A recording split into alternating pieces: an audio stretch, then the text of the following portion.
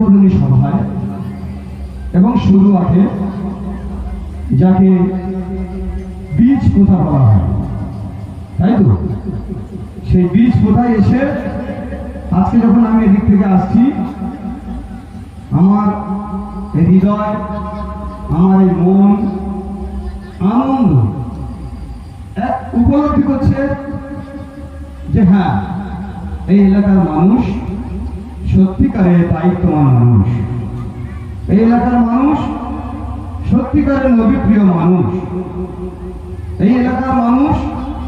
সত্যিকারের শিক্ষাকে আগিয়ে দেওয়ার জন্য দায়িত্ব নিয়ে থাকে। এই এলাকার মানুষ দানী মানুষ,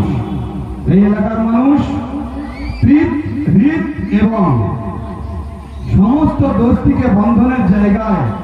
দায়িত্ব নেওয়া মানুষ, এই এলাকার মানুষ